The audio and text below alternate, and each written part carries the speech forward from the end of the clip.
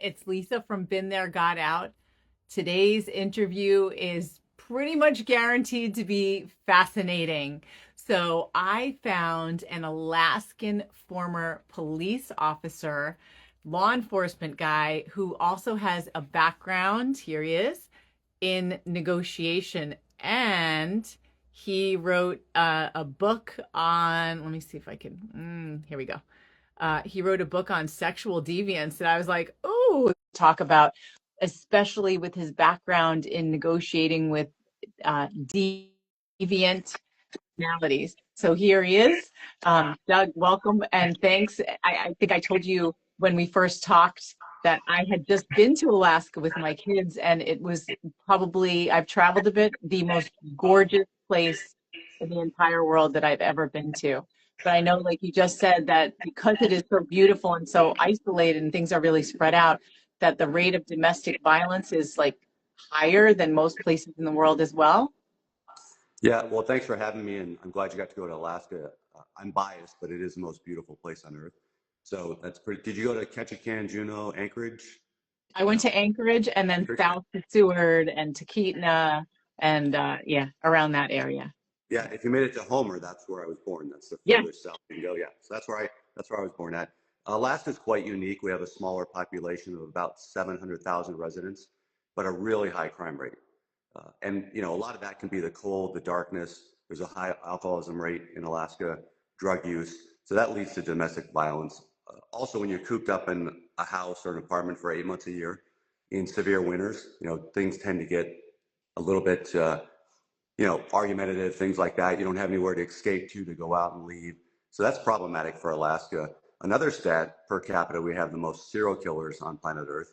Again, that's population based. We have a small population, but some of those stats we're not proud of. But it's unique to Alaska and its territory. Yeah, so I was thinking of you mentioned external factors, but because you have this high rate of serial killers, what causes someone to be deviant, let's say, or exhibit deviant behavior? Is it just external factors?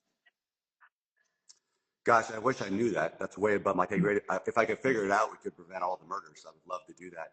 I think it's both. If I had to guess, right? I think some serial killers can be born that way. They just simply their brains aren't wired correctly, and Mhm. some can have some external factors that leads to severe violence. I don't think anybody has ever figured that out. I wish we could, but I think it's a multitude. Alaska has a draw for serial killers because the state is so vast and unique. There's lots of land that's untouched, so you can live on 100 acres of land, not see your neighbors. So I think that's kind of a draw for serial killers because they think they can get away with stuff. Yeah, I read something in a travel book before I went to Alaska that talked about how there's a very high rate of single men, and that if women want to meet a future spouse, that would be like a great chance of finding a partner. And someone had the quote, "The odds are good, but the goods are odd." I think that's I think that's spot on. It used to be about 7 men to every woman. I think it's come down a lot since then, but it's still far more men than women in Alaska. Yeah, wow, interesting. All right, so why don't you tell us a little bit about your background? Yep, like you visited my hometown, born in Homer, Alaska. That's really small, about 5,000 people. But in my early 20s, I needed a profession like most of us do. I wanted something that was exciting, that would challenge me. So I thought about law enforcement and I applied with the Anchorage Police Department, which is our largest city, and the Alaska State Troopers, which is the show you'll see on TV that covers statewide. And in the same week, I was hired by both. But I chose the Anchorage Police Department and then did my 25-year career right in Anchorage and surrounding areas. And that's really how I started in law enforcement. Yeah, I mean, but you said you also had done some negotiation, or is that, I mean, I know that's baked into it.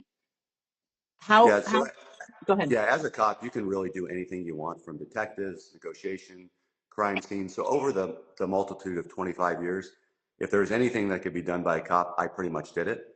So I would go into different special units and work that team for 4 or 5 years and then go try something new. Crime scene response team was an interesting one. That's the forensic law enforcement team that goes out on murders, suspicious deaths. That's a tough team because all you're doing is going to homicides. But Mm, forensically, we'd have to map that out for courts. So I learned a lot, but after 4 years, it was a little too much, constant death all the time. So then I moved into being a hostage negotiator, which was really one of my sweet spots and the things that I love the most at the Anchorage Police Department. And I worked that most of my career. All right, so that is exactly what I want to know a lot more about because I feel like negotiation is a big part of just what we do in our daily lives, but especially for our clients who are all dealing with domestic violence and a very difficult and often irrational ex. They have to negotiate not just custody schedules, but the future of everything involving their family, and they're very scared of who they're dealing with. So before we even get into some tips, like I want to know if what I think is true is that you have to negotiate very differently with someone who is not in their right mind. Do you agree, or do you think there's certain things that work for everyone? Well, there's certainly certain things that work for everyone. If you go into psychosis or something like that, then the negotiation tactics are different. I've negotiated with serial killers. I'll have to use a little different tact with them because they're sociopaths. They don't use emotions like we would use, so it doesn't Hmm. work on them. The vast majority, 99% of the public, even in a domestic violence situation, it's normal negotiation techniques. You build rapport, you Hmm. find something that they're interested in to defer the conversation, talk about that. So you're deflecting in that situation, just as negotiators would do in normal life. So that part works for everybody. It's unique cases where it doesn't work. Uh, but in that scenario, a partner might, if they're in a fight or arguing, they might talk about things that are very beneficial to both couples to kind of Hmm. bring down the anger and they can get away or go do something else. You wouldn't want to ramp up. We call them triggers. You wouldn't want to take a trigger, something that would offend that partner, and then keep talking about that. It doesn't do you any good. So you want to find common things together Hmm. to talk about. And ultimately, I mean, I know your listeners know this. You want to remove yourself from the situation. That's the ultimate goal, as quickly and safely as possible. Law enforcement's always there to help. So when you can get yourself to a place where you can call, that's the first thing you got to do. Yeah. So in terms of negotiation, I love what you said about, and I'm looking down because I always take lots of notes, like finding something in common. I'm thinking about like a mediation setting, which of course is not what you're talking about, but we think about something we call the universal agreement, which is finding something that you have in common that neither person would say, I don't agree. Like I'm sure both of us agree that we love our kids. Even if one person doesn't, they're not going to say, no, I don't love our kids, especially in the midst of a custody battle. So finding that common ground. And then you talked about triggers. And in my mind, I'm thinking, this is why we say it's not good to go into any kind of negotiation with blame and accusations, because that is triggering and that makes someone not want to participate. Yeah, exactly the same for negotiations. It causes the conversation to break down. You lose the rapport when you hit triggers. The hooks are things we call those as positives, right? So the kids would be a hook if both parents love the kids and taking care of them. That's the hook to talk about because you can both honestly discuss that and get to some agreement. So negotiation is just the same as that. It's just on a maybe a different level. Uh, the thing I would say change is oftentimes it's life imminent.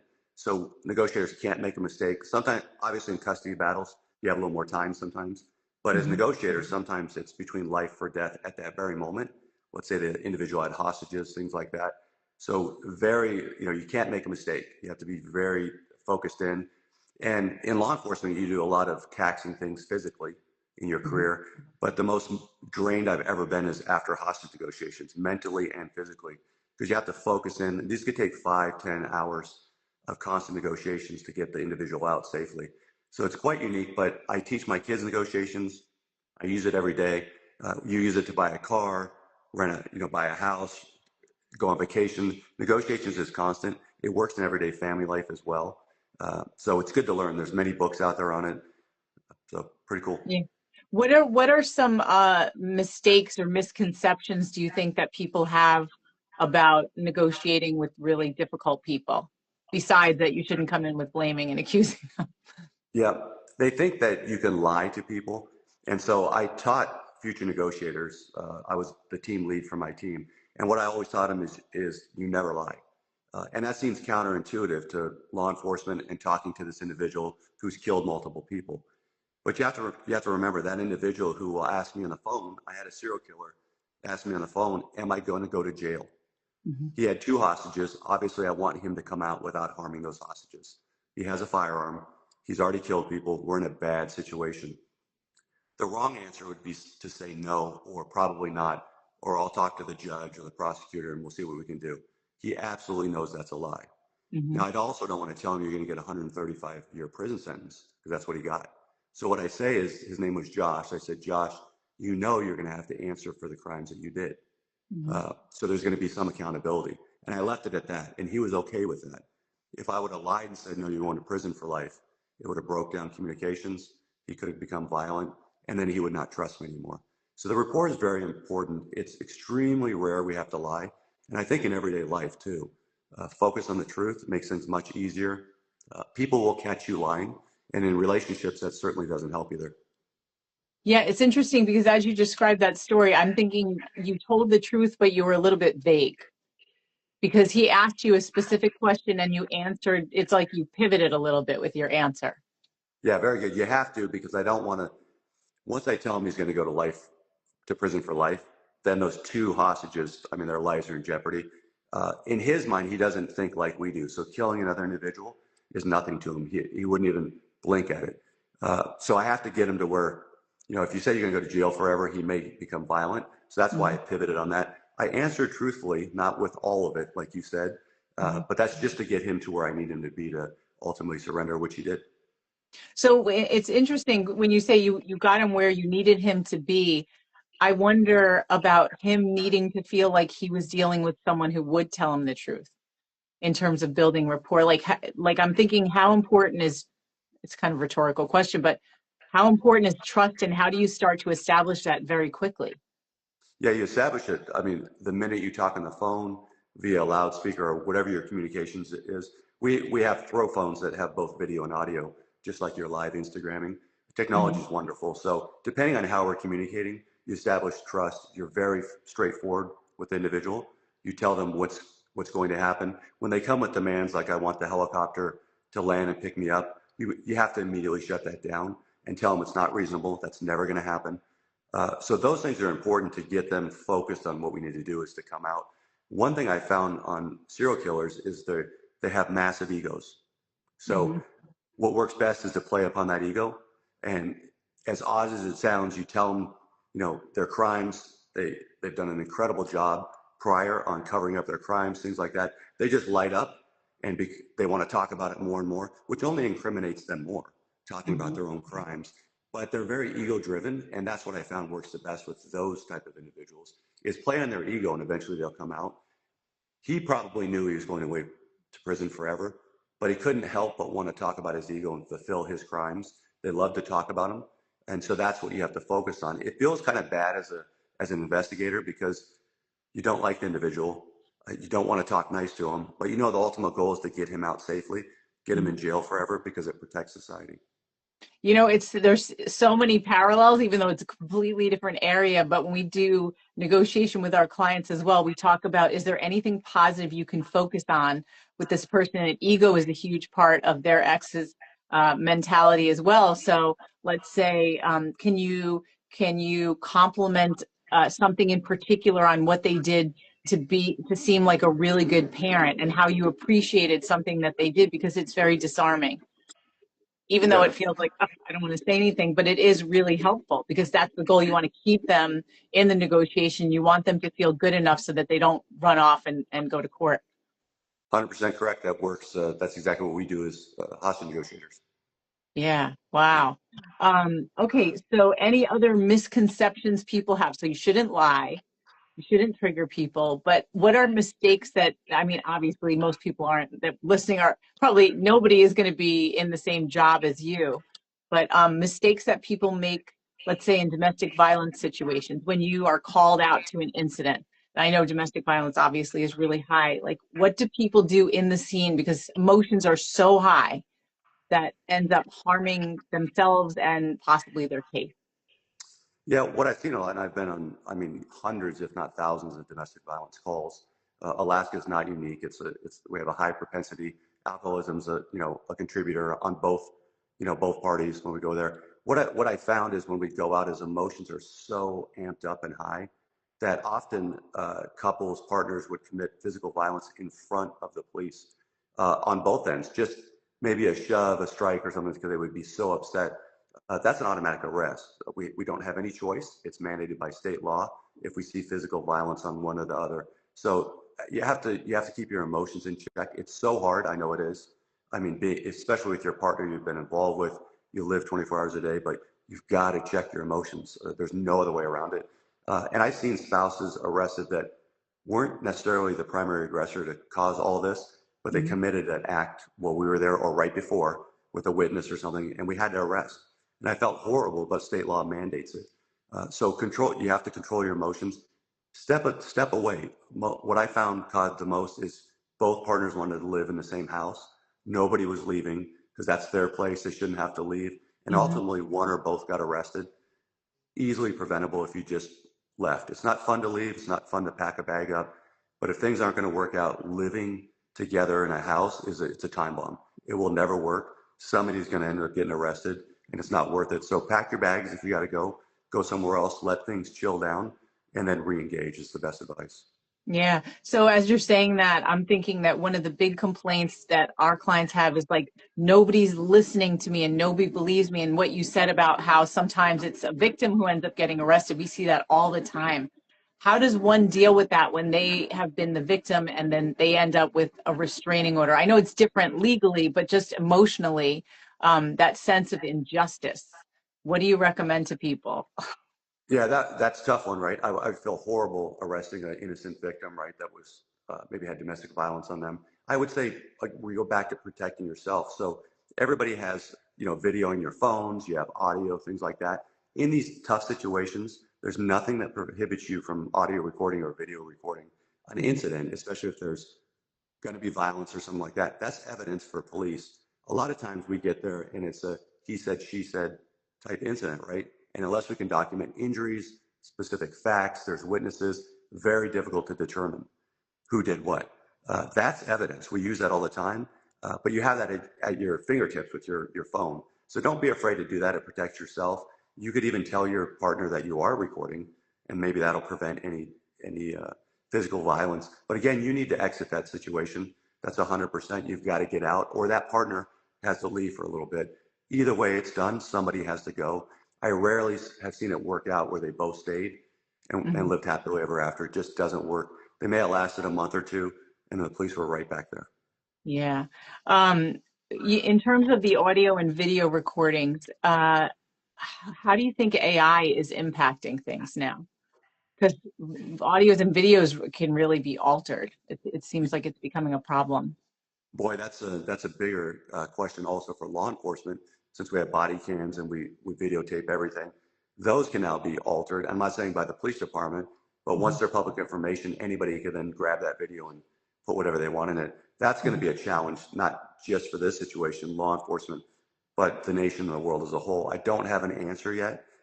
What I'll presume is there'll be some guidelines federally probably on if something's AI altered, it's got to be noted. But again, there's workarounds on that. So that's a tough one. Typically, if you record something on your iPhone, it's probably pretty good evidence. And in the heat of the moment, I doubt you're going to use AI to alter it.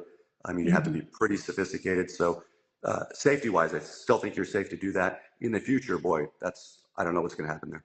Yeah, yeah, we'll have to see. So, any like insane stories that you have? I'm sure there's a lot. I know you wrote that book on sexual deviance, but any like what are some crazy stories that you've had in your experience that you could share with us? Because I love storytelling. Yeah, boy, you do 25 years as a cop, and I think it's just story after story, and people always fascinate you. So the reason why I wrote the book is because I would tell these stories on sexual deviancy, just to friends, at office parties, things like that, and that's all they wanted to talk about are these real crazy, unique sexual stories. But I'll Mhm. tell you one that had a little bit of humor, ended up turning out okay. Is as a hostage negotiator, and I put this story in the book. It's called The Bad Bunny, but we got called out to a house. SWAT had surrounded it.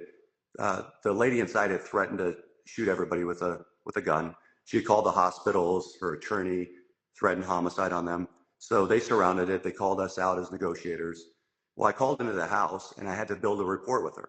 She was very nice. She was originally from California, had moved up to Alaska. But as a negotiator, I talk about everything but the crime or the gun to start with. Nobody else is in the house, so there's no danger of anybody else. So I'm just talking about life in California. What did you do? She said she was an actress. She moved up to Alaska. About 30 minutes into the conversation, she said she was actually a Playboy bunny. And I kind of laughed a little bit because I knew there was no chance that a Playboy bunny was actually on the phone with me negotiating. So I just said, well, that was great. Who'd you know and all this.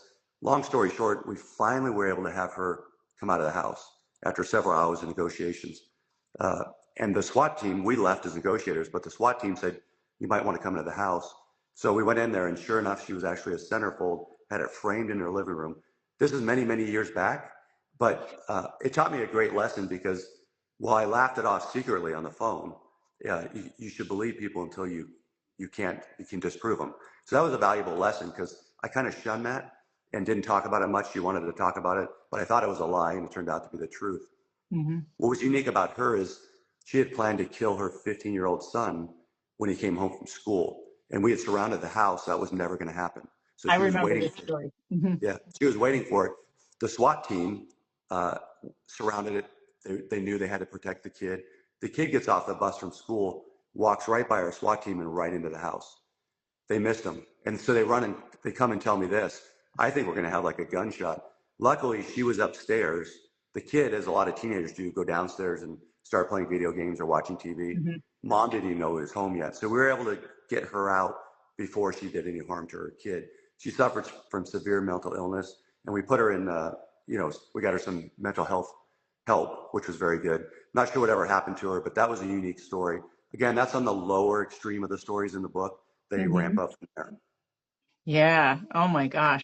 Um, I'm thinking like how, because danger is such a big part of our clients' lives, not to the same extent of what your experience, but one of the questions we get all the time is like, how can I teach my kids how to protect themselves from predators? Can you speak on what people can do? Because a lot of them feel helpless. Yeah, no, it's a great question. And domestic violence, even for, is the most dangerous situation for law enforcement officers to Mhm. respond to. Extremely dangerous, meaning that there's more fatalities based on law enforcement on domestic violence than anything else. You never Uh, know what you're gonna get, yeah, right? yeah. And tempers are so high. If you read the news, I think in the last week there's been 3 or 4 officers killed on domestic violence where there was a call and then the suspect had a rifle and engaged the Mhm. officer. So when emotions are high, all bets are off. So protecting yourself is key. What I would say for adults is follow your gut. Meaning once you know that relationship, there's no end to it. It's going to be over. You're not going to fix it. Either spouse, somehow it's just not going to work out. You're going to have to leave. And I know it's super hard, right? But you're only causing yourself more conflict in the future. It's not going to work out. So follow your gut. When I interview domestic violence victims, they always knew I should have left. They knew it wasn't going to work out. It was 1 or 2 extra promises that I thought my partner would, live up to, and they didn't.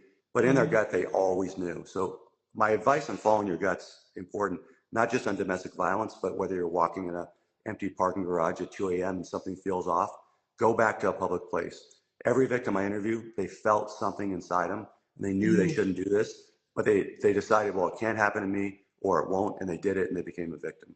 Yeah. Kids is a little bit different. You have to lead by example if they're very young. So you have to protect them that they don't go with anybody, right? Somebody they don't know. They don't get in vehicles. Even if mom or dad, even if the suspect says mom and dad said to pick you up, they're working. Don't trust it. Go back into your school or wherever you're at. So kids, you have to kind of teach each part. If you're at a park, don't go in the woods with a stranger. Just over and over with children. That's what I do with my own kids. You Mhm. almost have to. It's like a broken record. When they get older, they can follow their gut as well. When they're teenagers, if they'll know something's wrong and just follow your gut, keep yourself safe. But in domestic violence situations, you got to remove yourself. If there's been violence in the past, you can't live like that. It's not going to work out. Extremely rare that I've ever seen somebody stay together and the violence disappear. Just doesn't happen. Yeah. Wow. So helpful. I mean, and it seems so basic, like follow your gut, because we do sense danger. And I don't know why we often try to talk ourselves out of it. Yeah, I think it's just human nature. You think it's not going to happen to me. Like Mhm. I'm overthinking this. I'm being too scared. I don't. You're not. Protecting yourself is fine. And although it might be a slight inconvenience to leave a dark garage at 2 a.m. and go around the corner, or have somebody walk in your car, ultimately it's worth it. So just follow your gut. That's the best advice I can give you. It works. As a cop, I follow my gut, right? If something feels Mhm. wrong, I step back, I reevaluate the situation, make sure I'm covering everything, and then Mhm. re-engage. So that's the best advice I can give. Yeah, that's good. All right, so tell us how people can find you and all about your book. Yep. Easiest way is dougfifer.com. That's just Doug and then Fifer.com. The book trailer is on there, so you get a little glimpse of Alaska. It's kind of a cool, stylish book trailer. So go watch that. The book 50 Shades of True Crime, kind of a play off 50 Shades of Grey, because we got the real sexually deviant stories. I dictate about 18 criminal cases in there from start to finish. You get it from the cop's view. I work these cases myself. So you get all the internal information, photos, and then also you get what happens in the end on these cases. Also, a serial killer in there that's quite unique to Alaska that I document. The book's available on Amazon, Barnes and Nobles, anywhere books are sold, and then it's on audiobook, ebook, paperback, hardcover, whatever you like to read. Great. Well, thank you so much. This was fascinating. I took like extensive notes and I can't wait to share some of this with our clients and in our community. Cool. Appreciate you having me. All right. Well, let's stay in touch. Okay. Bye Okay, bye. bye.